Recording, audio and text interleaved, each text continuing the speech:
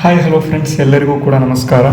ಏನಪ್ಪ ಇವತ್ತಿನ ಒಂದು ವಿಡಿಯೋ ಅಂತ ಅಂದರೆ, ನಿಮಗೆಲ್ಲರಿಗೂ ಕೂಡ ಗೊತ್ತಿದೆ ಪೊಲೀಸ್ ಕಾನ್ಸ್ಟೇಬಲ್ಗೆ ಪರೀಕ್ಷೆಗೆ ಏನಪ್ಪ ಆಗಿದೆ ಅಂತ ಅಂದರೆ ಕಾಲ್ಫಾರ್ ಆಗಿದೆ. ಅದಕ್ಕೆ ಸಂಬಂಧಪಟ್ಟಂತೆ ಇವತ್ತಿನ ಒಂದು ವಿಡಿಯೋದಲ್ಲಿ ನಾನೇನಪ್ಪ ಮಾಡ್ತೇನೆ ಅಂತ ಅಂದರೆ, ಯಾವ ಪುಸ್ತಕಗಳನ್ನು ಓದಬೇಕು ಅದನ್ನು ನಾನು ಒಂದೊಂದಾಗಿ ನಿಮಗೆ ತಿಳಿಸ್ಕೊಡ್ತಾ ಹೋಗ್ತೇನೆ. ಮೊದಲನೇದಾಗಿ ತುಂಬ ವಿದ್ಯಾರ್ಥಿಗಳು ಏನಪ್ಪ ಮಾಡ್ತಿದ್ದೀರಾ ಅಂತ ಅಂದರೆ ತಪ್ಪು ಮಾಡ್ತಾ ಇದ್ದೀರಾ. ಇರೋದು ನಿಮಗೆ 55 ಡೇಸಲ್ಲಿ ಏನು ಮಾಡ್ತಿದ್ದೀರಾ ಅಂತಂದರೆ ಹೊಸ ಬುಕ್ಗಳನ್ನು ಏನು ಮಾಡ್ತಿದ್ದೀರಾ, ಬೇರೆ ಬೇರೆ ಚಾನಲ್ಗಳಲ್ಲಿ ಅಂದರೆ ಯೂಟ್ಯೂಬಲ್ಲೇ ಬೇರೆ ಬೇರೆ ಕೋಚಿಂಗ್ ಸೆಂಟರ್ಸ್ಗಳು ಏನಪ್ಪ ಮಾಡ್ತಿದ್ದಾರೆ ಅಂತ ಅಂದರೆ ಬೇರೆ ಬೇರೆ ಚಾನಲ್ಗಳಲ್ಲಿ ಹೊಸ ಬುಕ್ಸ್ಗಳನ್ನು ತಗೊಳ್ಳಿ ಅಥವಾ ಹೊಸ ಸೋರ್ಸಸ್ಗಳನ್ನು ತಗೊಳ್ಳಿ, ಅದನ್ನು ಓದಿ ಅಂತ ಇಲ್ಲಿ ಏನು ಮಾಡ್ತಾರೆ ಅಂತ ಅಂದರೆ, ಈಗ ಕಾಲ್ಫಾರ್ ಆಗಿದೆ ಅಂತ ಅವರ ಒಂದು ಸೋರ್ಸಸ್ಗಳನ್ನು ಕೊಡ್ತಾರೆ.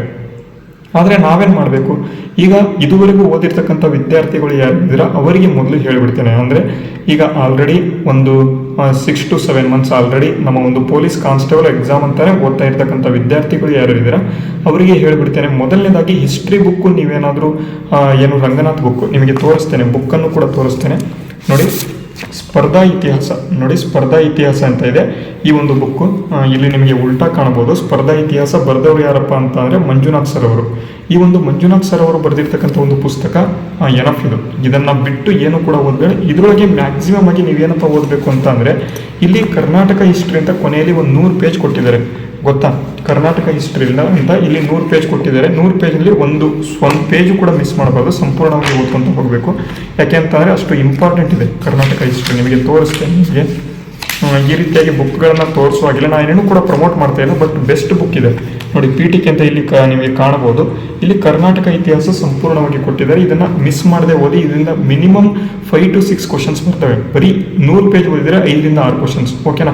ಇದಾದ ಬಳಿಕ ನಾನು ಪ್ರಸ್ತುತವಾಗಿ ಪರ್ಸ್ನಲ್ ಆಗಿ ಓದ್ತಕ್ಕಂಥ ಬುಕ್ ಯಾವುದು, ಪೊಲಿಟಿಕಲ್ ಸೈನ್ಸ್ಗೆ ಅಂದರೆ ಕರ್ನಾಟಕ ಇತಿಹಾಸ ಆದಮೇಲೆ ನೀವು ಬೇಕಾದರೆ ಅದೇ ಬುಕ್ಗಳನ್ನ ಇದೆ ಸ್ಪರ್ಧಾ ಇತಿಹಾಸ ಬುಕ್ಕನ್ನು ಇಂಡಿಯನ್ ಹಿಸ್ಟ್ರಿಗೂ ಕೂಡ ಓದ್ಬೋದು. ಅದನ್ನು ಬಿಟ್ಟು ನೆಕ್ಸ್ಟ್ ಇಂಡಿಯನ್ ಹಿಸ್ಟ್ರಿ ಆದಮೇಲೆ ಇನ್ನೊಂದು ಮಧ್ಯಯುಗೀನ ಭಾರತ ಇತಿಹಾಸ, ಮಾಡರ್ನ್ ಹಿಸ್ಟ್ರಿ ಸಂಪೂರ್ಣವಾಗಿ ಒಂದೇ ಬುಕ್ಕಲ್ಲಿ ಸಂಪೂರ್ಣವಾಗಿ ಕೊಟ್ಟಿದ್ದಾರೆ. ಜಾಸ್ತಿ ಇಲ್ಲ, ಒಂದು ಅರೌಂಡ್ 500 ಪೇಜಸ್ ಬುಕ್ ಇದೆ. ಇದು ತುಂಬ ಚೆನ್ನಾಗಿ ಕೊಟ್ಟಿದ್ದಾರೆ ಬುಕ್ಕನ್ನು, ಓಕೆನಾ. ಇದು ಮೊದಲನೇ ಬುಕ್ಕು. ನೆಕ್ಸ್ಟ್ ಇಲ್ಲಿ ನಾನು ಪ್ರಸ್ತುತವಾಗಿ ಪ್ರೆಸೆಂಟಾಗಿ ಓದ್ತಾ ಇರತಕ್ಕಂಥದ್ದು ಯಾವುದಪ್ಪ ಅಂತ ಅಂದರೆ ಇಂಡಿಯನ್ ಪೊಲಿಟಿ ಲಕ್ಷ್ಮೀಕಾಂತ್ ಬುಕ್ಕು. ಇದು ತುಂಬ ದಪ್ಪ ಇದೆ ಮತ್ತು ಇಲ್ಲಿ ಅರೌಂಡ್ 900 to 1000 ಪೇಜ್. ಇದು ನಮಗೆ ಅರೌಂಡ್ 5 ಇಯರ್ಸಿಂದಲೇ ನಾನು ಹಿಂದೆ ತೆಗೆದುಕೊಂಡು ಓದ್ತಾ ಇರ್ತಕ್ಕಂಥ ಪುಸ್ತಕ ಇದು. ನಾನು ಓದಿದಂಥ ಪುಸ್ತಕ ಇದು. ನಿಮಗೇನಾದರೂ ಪೊಲೀಸ್ ಕಾನ್ಸ್ಟೇಬಲ್ಗೆ ಇದು ಬೇಕಾಗಿಲ್ಲ, ಬಟ್ ನೀವು KM ಸುರೇಶ್ ಅವ್ರದ್ದು ಅಥವಾ ಯಾರ್ದಾದ್ರೂ ಬೇರೆ ಬೇರೆ ಏನಿರ್ತಾರೆ ಅವರ ಒಂದು ಪುಸ್ತಕಗಳನ್ನು ಓದ್ಕೊಂಡ್ರು ಕೂಡ ಸಾಕಾಗುತ್ತೆ. ಕನ್ನಡದಲ್ಲಿ ಓದ್ತಾ ಇರ್ತಕ್ಕಂಥವ್ರು ಅದೇ ಏನಾದರೂ ಇಂಗ್ಲೀಷಲ್ಲಿ ಬೇಕು ಅಂತಂದರೆ ಇಂಡಿಯನ್ ಪೊಲಿಟಿ ಇಸ್ ಎನಫ್. ಇದು UPSCಗೆ ಓದ್ತಕ್ಕಂಥ ಪುಸ್ತಕ ಇದು, ಬಟ್ ನಾನು ನಿಮಗೆ ರೆಕಮೆಂಡ್ ಮಾಡೋದಿಲ್ಲ ಇದನ್ನು ತಗೊಳ್ಳಿ ಅಂತ. ಬಟ್ ಸ್ಪರ್ಧಾ ಇತಿಹಾಸ ಇಸ್ ಎ ಗುಡ್ ಬುಕ್. ಸ್ಪರ್ಧಾ ಇತಿಹಾಸ ತುಂಬ ಇಂಪಾರ್ಟೆಂಟ್ ಬುಕ್ ಇದು. ಇದನ್ನು ಕಂಪಲ್ಸರಿಯಾಗಿ ತೊಗೊಂಡು ಓದಿ. ನಿಮಗೆ ಹಿಸ್ಟ್ರಿಗೆ ಇದನ್ನು ಬಿಟ್ಟು ಏನು ಕೂಡ ನೀವು ಏನು ಮಾಡಬೇಡಿ ಅಂತ ಅಂದರೆ ನೋಡೋಕ್ಕೆ ಹೋಗಬೇಡಿ. ಬರೀ ಇದನ್ನು ಒಂದೇ ಓದಿ. ನಿಮಗೆ ಕಂಪ್ಲೀಟಾಗಿ ಏನಾಗುತ್ತಪ್ಪ ಅಂತ ಅಂದರೆ ಏನಪ್ಪ ಆಗುತ್ತೆ. ಓನ್ಲಿ 55 ಡೇಸ್ ಇದೆ. ಯಾವುದೇ ಒಂದು ಜಾಸ್ತಿ ಮಾರ್ಕ್ ಟೆಸ್ಟ್ಗಳಿಗೆ ಯೂಟ್ಯೂಬ್ ಕ್ಲಾಸಸ್ಗಳನ್ನ ನೋಡಿ ಬೇಡ ಅನ್ನೋದಿಲ್ಲ, ಬಟ್ ನೀವು ಕರೆಕ್ಟಾಗಿ ಸ್ಟಡಿ ಮಾಡಬೇಕು ಅಂತಂದರೆ ಪುಸ್ತಕಗಳನ್ನು ಹಿಡ್ಕೊಂಡು ಸ್ಟಡಿ ಮಾಡಿ. ಒಂದು ದಿನದಲ್ಲಿ ನೀವು ಮಿನಿಮಮ್ ಅಂತ ಅಂದರೆ ಸಂಪೂರ್ಣವಾಗಿ ಒಂದು 70 ರಿಂದ 80 ಪೇಜ್ ಓದಿದ್ರಿ ಅಂತಂದರೆ ನಿಮಗೆ ಸಂಪೂರ್ಣವಾಗಿ ಕಂಪ್ಲೀಟ್ ಆಗುತ್ತೆ. ನಿಮಗೇನು ಕರ್ನಾಟಕ ಹಿಸ್ಟ್ರಿ ಇದರೊಳಗೆ ಅರೌಂಡ್ 100 ಪೇಜ್ ಇದೆ ಅಂತ ಅಂದರೆ ಒಂದು ದಿನದಲ್ಲಿ ಸಂಪೂರ್ಣವಾಗಿ ನೀವು ಸ್ಪೀಡಾಗಿ ಓದ್ತಾ ಇದ್ದೀರಿ ಅಂದರೆ ಆಲ್ರೆಡಿ ಓದಿರೋರು ಇದ್ದಿದ್ರೆ ಬೇಗ ಮುಗಿಸ್ಬೋದು. ಅದಕ್ಕಾಗಿ ಇದನ್ನು ಮಾಡ್ಕೊಳ್ಳಿ ಅಂತ ಹೇಳ್ತೇನೆ. ನೆಕ್ಸ್ಟ್ ಎರಡನೇದು ಇನ್ನೊಂದು ಯಾವುದಪ್ಪ ಅಂತ ಅಂದರೆ ಇದು ನೂತನ್ GK ಪುಸ್ತಕ. ಇದು ನಮ್ಮ ಹತ್ರ ಇರೋದು ಅರೌಂಡ್ ಒಂದು 6 to 7 ಇಯರ್ಸ್ ಆಯಿತು ಈ ಪುಸ್ತಕ ಬಂದು ನಮ್ಮ ಹತ್ರ ಬಂದು. ಇದು ಕೂಡ ತುಂಬ ಚೆನ್ನಾಗಿ ಬರೆದವರು, ಅಂದರೆ ಎಲ್ಲ ಸಬ್ಜೆಕ್ಟು ಒಂದೇ ಸಬ್ಜೆಕ್ಟ್ ಅಲ್ಲ. ಈ ಒಂದು ಪುಸ್ತಕ ಅರೌಂಡ್ 1000ಗಿಂತ ಜಾಸ್ತಿ ಪೇಜಸ್ ಇದೆ. ಇದರಲ್ಲಿ ಎಲ್ಲ ಸಬ್ಜೆಕ್ಟ್ ಕೂಡ ಬರೆದವ್ರೆ.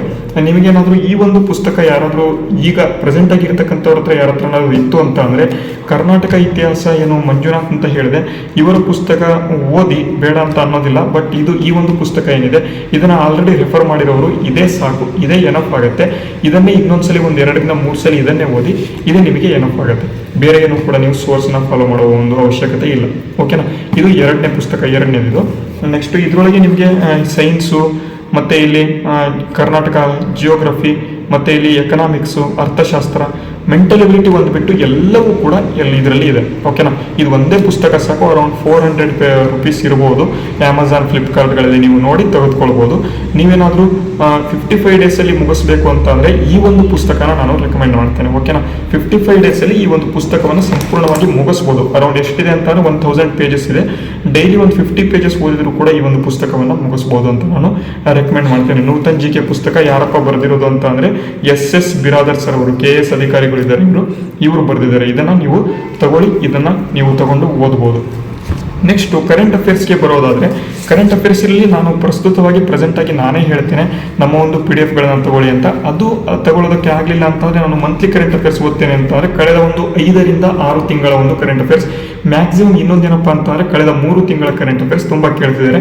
ಅದಕ್ಕಾಗಿ ಕಳೆದ 3 ತಿಂಗಳ ಒಂದು ಕೇರ್ ಇಂಡಿಯಾ ಮ್ಯಾಗಝೀನನ್ನು ತಗೊಳ್ಳಿ. ಕನ್ನಡದಲ್ಲಿ ಸ್ಪರ್ಧಾ ಅರಿವು ಮ್ಯಾಗಝೀನ್ ಅಂತ ಇದೆ, ಇಂಗ್ಲೀಷಲ್ಲಿ ಕೇರ್ ಇಂಡಿಯಾ ಅಂತ ಇದೆ.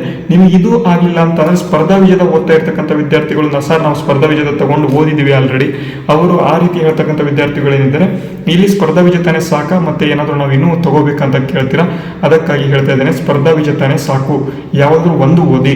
ಈಗ ಆಲ್ರೆಡಿ ನೀವು ಸ್ಪರ್ಧಾ ವಿಜೇತ ಓದ್ತಾ ಇದ್ರೆ ಅದನ್ನೇ ಓದಿ. ಅದರಲ್ಲಿ ಮೆಂಟಲ್ ಎಬಿಲಿಟಿಯನ್ನು ಕೂಡ ಸ್ವಲ್ಪ ಏನು ಮಾಡಿರ್ತಾರೆ, ಆ್ಯಡ್ ಮಾಡಿರ್ತಾರೆ.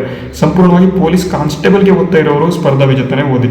ಈ ಒಂದು ಏನು ಗ್ರೂಪ್ ಬಿ ಪೋಸ್ಟ್ಗಳು, ಅಂದರೆ ನಾನು ಪ್ರಸ್ತುತವಾಗಿ ಅಗ್ರಿಕಲ್ಚರ್ ಆಫೀಸರ್ ಅಂದರೆ ಗ್ರೂಪ್ ಬಿ ಪೋಸ್ಟ್, ಅದು ಕೂಡ ಕರ್ನಾಟಕ ಎಕ್ಸಾಮಿನೇಷನ್ ಅಥಾರಿಟಿ ನಡೆಸ್ತದೆ.